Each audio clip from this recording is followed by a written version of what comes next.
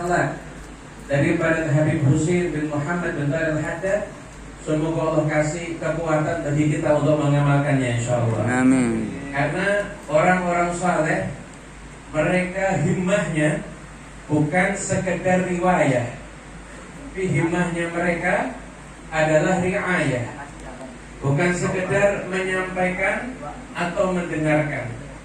Namun himmahnya mereka, semangat mereka adalah bagaimana keluhuran yang tadi disampaikan itu tetap terjaga, bukan hanya didengar oleh generasi yang akan datang, namun bisa disaksikan dalam akhlak-akhlak kita, di dalam akhlak-akhlak keluarga kita, dan di dalam akhlak-akhlak generasi penerus kita semuanya, insyaallah.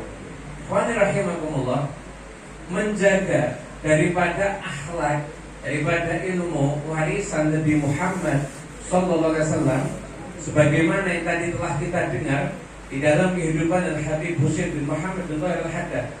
Kalau kita dengar bagaimana beliau itu sangat tinggi pengagungannya, duduk bersama dengan kakaknya, padahal beliau seorang ulama yang sudah masyhur, tamu sudah datang kepada beliau, tapi ketika duduk bersama dengan kakaknya, bagaimana beliau mengagungkan kakaknya. Beliau itu tidak pernah bersandar ketika ada kakaknya. Bahkan beliau itu tidak pernah bicara kecuali diminta untuk bicara. Bahkan apabila berjalan, tidak berjalan untuk memunggungi daripada kakaknya, namun beliau berjalan mundur untuk menunjukkan bagaimana adab dan pengagungan beliau. Kalau duduk bersama dengan Al-Habib Abu Bakar bin Muhammad As-Segaf Gresik, tadi disebut di dalam manaqib, beliau selalu penuh pengagungan dan ta'zim, beliau selalu menundukkan kepalanya. Itu orang yang hebat, sudah masyhur saat itu. Tapi beliau nggak pernah berkata, hum rijal wa nahnu rijal. Oh, mereka tokoh, saya juga tokoh, nggak seperti itu. Tapi yang beliau amalkan, praktekkan dalam kehidupannya adalah bagaimana tawadhu dan pengagungan. Ikhwani rahimakumullah, tadi dibacakan bagaimana doa-doa Nabi Muhammad SAW. Jadi ada satu doa Nabi yang mendoakan keburukan untuk Persia. Jadi ada satu kisah, dan ini insya Allah kisah ini sebagai penutup daripada tausiah ini. Dulu setelah peristiwa perjanjian Hudaybiyah, Nabi Muhammad SAW mengirimkan surat kepada raja-raja, pada para pemimpin dunia yang ada saat itu.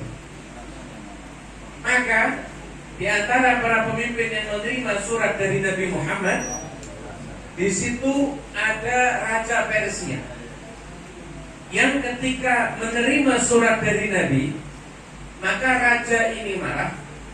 Kemudian raja ini merobek-robek suratnya Nabi Muhammad.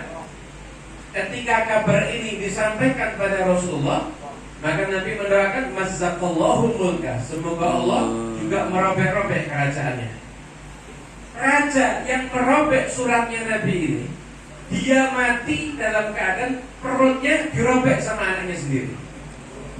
Dan setelah itu kerajaannya hancur, Persia hancur, rata-rata karena perang saudara sebelum hancur resmi di zaman Khalifah Sayyidina Umar bin Khattab ketika itu. Dan gak ada bekasnya sampai sekarang. Sampai sekarang kita cari negara Persia, gak ada. Kota Persia hampir gak ada. Raja yang lain, Raja Romawi, terima surat dari Nabi. Kemudian setelah menerima surat dari Nabi, maka walaupun sempat ada diskusi dan hampir raja itu masuk Islam, tapi gak jadi masuk Islam, namun surat itu dijaga. Hingga beberapa masa setelah daripada peristiwa pengiriman surat itu, ada salah seorang kaum muslimin yang berjumpa dengan Raja Romawi.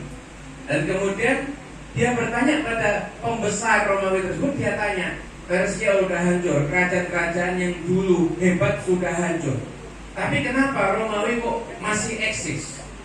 Maka ketika itu dijawab, ada rahasianya. Maka diajak kaum muslimin tersebut masuk ke dalam satu ruangan. Kemudian diambilkan satu kotak, kotak itu disimpan di tempat, disimpan dengan sangat rapi, sangat dimuliakan.